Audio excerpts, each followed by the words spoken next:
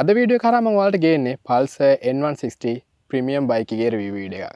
ඉතින් මම හිතනවා මගේ කලින් වීඩියෝ එක ඔයාලා බලන්න ඇති කියලා එපිසෝඩ් version 4 බයික් එකේ රිවිව් වීඩියෝ එක. ඉතින් ඒ වීඩියෝ එක වගේම මම segment wise මේ වීඩියෝ එක explain කරන්න බලාපොරොත්තු වෙනවා. ඉතින් මේ වීඩියෝ එකේදී මම engine and performance ඊට පස්සේ build quality style ඊළඟට suspension brake safety ඊට පස්සේ තෙල් කොච්චර වැඩ කරනවද සහ අනිකුත් ටෙක්නොලොජි ෆීචර්ස් සම්බන්ධව කතා කරන්න බලාපොරොත්තු වෙනවා. වීඩියෝ එක ඉවරනකම් බලන්න.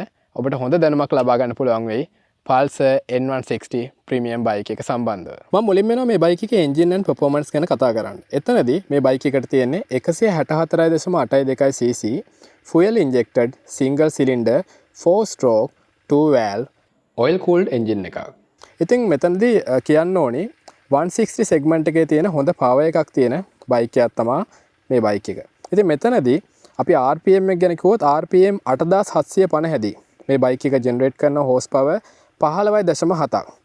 ඒ වගේම RPM 6750දී මේ බයික් එකේ ටෝක් එක විදියට 14.65ක ටෝක් එකක් දෙනවා. ඒ වගේම මේ බයික් එකට තියෙන්නේ 5 ස්පීඩ් ගියර් බොක්ස් එකක්. ෆස්ට් ගියර් එක පල්ලෙහාට ඒ වගේම ඉතුරු ගියර් 4 උඩට.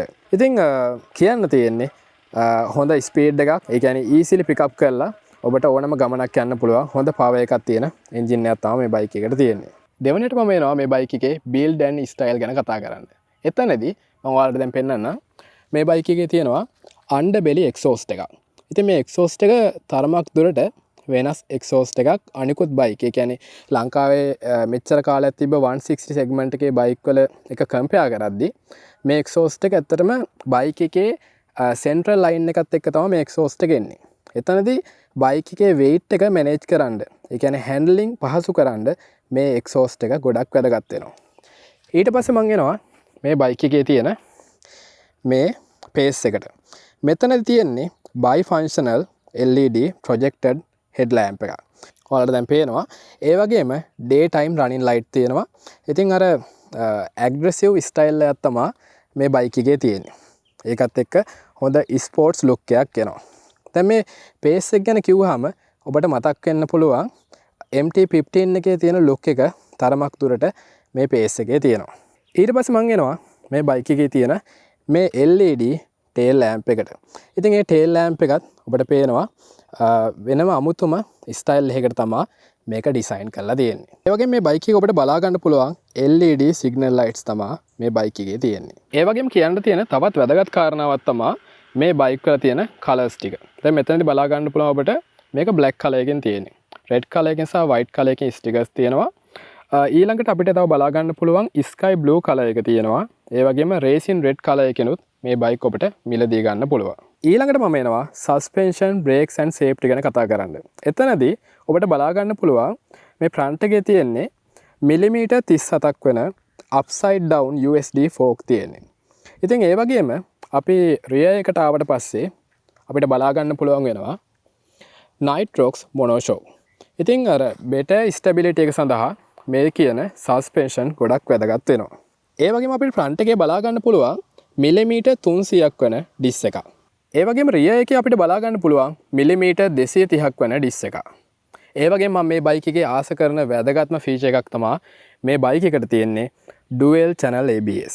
ඉතින් ඒකත් එක්ක හොඳ safety එකක් මේ බයික් එක රයිඩ් කරනකොට ඔබට ලැබෙනවා. ඒ වගේම මේ බයික් එකේ තියෙන්නේ tubeless tire. දැන් අපි rear එකේ tire එකට ආවොත් tire size එක වෙන්නේ 130/70/17. front එකේ වෙන්නේ 180/17 tubeless tire. මම ඊළඟට එනවා මේ බයික් එකේ features and technology ගැන කතා කරන්න. එතනදී මේ බයික් එකේ බලා ගන්න පුළුවන් fully digital screen එකක්. ඉතින් මේ මීටර් එකේ අපිට ඔබට indicator විදිහට බලා ගන්න පුළුවන් gear indicators තියෙනවා. road gear indicator එක තියෙනවා. ඊට පස්සේ දැන් හිතන්න multiple riding modes තියෙනවා. ඒ කියන්නේ road කියලා තියෙනවා. ඊළඟට අපිට බලා ගන්න පුළුවන් rain කියලා අපිට mode එක වෙනස් කරන්න පුළුවන්. off road විදිහට mode එක වෙනස් කරන්න පුළුවන්. ඊට පස්සේ time එක සහ අනිකුත් අවශ්‍ය කරන වැදගත් Bluetooth connectivity එක තියෙනවා. ඒකත් special feature එකක්. ඊළඟට තවත් වැදගත් දෙයක් මෙතන තියෙනවා USB port එකක්. ඉතින් charging port එකක් විදිහට මේක අපිට use කරන්න පුළුවන්. ඒ වගේම ඔබට බලා ගන්න පුළුවන් මේ digital meter එකේ ගොඩක් indicators තියෙනවා. signal light indicators, ABS indicator එක, engine indicator එක, ඊට පස්සේ නිව්ට්‍රල් ඉන්ඩිකේටර් එක, හෙඩ්ලයිට් ඉන්ඩිකේටර් එක, ඊට පස්සේ ඔයිල් ඉන්ඩිකේටර් එක, මේ වගේ ඉන්ඩිකේටර්ස් ඔබට සියල්ලම වගේ බලා ගන්න පුළුවන්. ඊළඟට සඳහන් කරන්න ඕන වැදගත් කාරණාවක් තමයි මේ බයික් එකේ මේ තියෙන මොඩ් බටන් එක. මේ බටන් එක ප්‍රෙස් කරලා අපිට පුළුවන් මෙතන තියෙන settings වෙනස් කරන්න. එතනදී ඔබට බලා ගන්න පුළුවන් off road ද rain ද road ද කියලා වෙනස් කරගන්න පුළුවන්. ඊට පස්සේ මේක තවදුරටත් ප්‍රෙස් කරලා අපිට පුළුවන් මෙන්න මෙතන ඔබට බලා ගන්න පුළුවන් settings කියලා. මේ settings වලට ආවට පස්සේ ඔබේ මොබයිල් ෆෝන් එකේ තියෙන app එකක් true පුළුවන් මේ බයික් එකේ අනිකුත් මේ මීටර් පැනල් එකේ තියෙන අනිකුත් මේ features ටික time එක සහ මේ කිලෝමීටර් ගාන මෙන්න මේ කියන දේවල් හදා ගන්න පුළුවන් මේ මොබයිල් app එක true. මම දැන් ඔයාලට කියන්න යන්නේ මේ බයික් එකේ තෙල් කොච්චර වැඩ කරනවද කියලා. ඉතින් මේ බයික් එකේ තියෙනවා ලීටර් 14ක ෆුයල් ටැංක් එකක්. ඉතින් මෙතනදී සාමාන්‍යයෙන් ඇවරේජ් එකක් විදිහට 45 55 අතර සාමාන්‍ය කිලෝමීටර් 1 ලීටර් වලට වැඩ කරනවා කියලා ගොඩක් අය කියනවා. ඉතින් එතනදී හොඳට මතක තියාගන්න සාමාන්‍යයෙන් දැන් මේක 160 තියෙන මේ එන්ජින් එකක්නේ. ඒකට ඔබ වැඩි RPM එකකට රේස් කරලා ගියොත් එහෙම එතනදී වැඩ කරන කිලෝමීටර් ගාන අඩුයි. ඉතින් සාමාන්‍ය ඇවරේජ් එකක් විදිහට RPM 4000 5000 වගේ අතර රේන්ජ් එකේ තමයි ගොඩක් වෙලාවට හොඳ කිලෝමීටර් ගානක් බයික් එකක වැඩ කරන්නේ.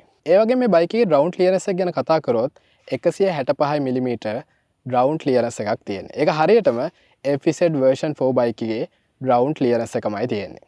ඒ වගේ මේ බයික් එකේ weight එක ගැන කතා කරොත් කිලෝග්‍රෑම් 154ක weight එකක් තියෙනවා. මම දැන් කතා කරන්න ඉන්නේ මේ බයික් එකේ good side and bad side. ඉතින් මම මුලින්ම එනවා මේ බයික් එකේ මොනවද තියෙන good side ගැන කතා කරන්න. එතනදී මුලින්ම එනවා මෙතන තියෙන්නේ dual channel ABS. ඉතින් මේ dual channel ABS එකත් එක්ක හොඳ safety එකක් මේ බයික් එකට ලැබෙනවා. ඉතින් මම කලින් review කරා FZ version 4 බයික් එක. ඒ බයික් එකේ තියෙන්නේ single channel ABS. ඉතින් ඊට වඩා එහා හොඳ සේෆ්ටි එකක් මම හිතනවා මේ බයික් එකෙන් මේ ඩුවල් channel ABS සරහා ලැබෙනවා කියලා. මොකද මට පර්සනලි එක්ස්පීරියන්ස් තියෙනවා සිංගල් channel ABS සරහා ලැබෙන ඒ සේෆ්ටි එක. ඉතින් ඒට එහා ගිය සේෆ්ටි එකක් මම බලාපොරොත්තු වෙනවා මේ බයික් එකෙන් ලැබෙනවා ඇති කියලා. ඊළඟට සඳහන් කරන්න අවශ්‍යයි මේ තියෙන ප්‍රීමියම් සස්පෙන්ෂන්. ඉතින් ඒකත් එක්ක හොඳ shock absorption එකක් මේ බයික් එකට ලැබෙනවා. ඊළඟට මේ තියෙන Street Fighter aggressive design එක. ඒ ස්ටයිල් එක විශේෂයෙන් සඳහන් කරන්න අවශ්‍යයි. ඊළඟට මේ බයික් එකේ තියෙන ස්පෙෂල් ෆීචර්ස් Bluetooth connectivity, ඊට පස්සේ USB charging port එකක්. ඉතින් මේ වගේ මේ බයික් එකේ ස්පෙෂල් good side විදිහට දක්වන්න පුළුවන්. ඊළඟට මම එනවා මේ බයික් එකේ තියෙන bad side එක ගැන කතා කරන්න. ඉතින් මේ බයික් එකේ weight එක ගැන කතා කරොත් කිලෝග්‍රෑම් 154ක් පමණ වෙනවා. සාමාන්‍යයෙන් FZ version 4 බයික් එකේ weight එක කිලෝග්‍රෑම් 134ක් පමණ වෙනවා. එතකොට කිලෝ 20ක විතර වෙනසක් තියෙනවා. දැන් මේ වෙනස බලපාන්නේ මොන වගේ තැනකදීද? සාමාන්‍යයෙන් ගමනක් යනකොට සාමාන්‍යයෙන් ටවුන් ඒරියා එකක යනකොට ළඟ බ්‍රේක් කර යනකොට ඒ වගේම ගොඩක් දුර ගමනක් යනකොට සාමාන්‍යයෙන් හොඳ කම්ෆර්ටබල් එකක් තියෙන්න, හොඳ හැන්ඩලින් එකක් තියෙන්න ගොඩක් වැදගත් වෙනවා බයික් එකක weight එක. හැබැයි බයික් එකේ ටිකක් weight එක වැඩි වෙනකොට දුර ගමනක් යද්දි පොඩ්ඩක් ඩිස්කම්ෆර්ට් වෙන්න පුළුවන්. ඒ වගේම ටවුන් ඒරියා එකේ ළඟ බ්‍රේක් කරනකොට ඔබේ අතට දැනෙන ටිකක් අපහසුයක් දැනෙන ඉඩකඩ තියෙනවා. ඒ වගේම බයික් එකේ සීට් එකේ පළල අඩුකම නිසා බයික් එක පදිනකොට අපහසුතාවයක් එන්න පුළුවන්.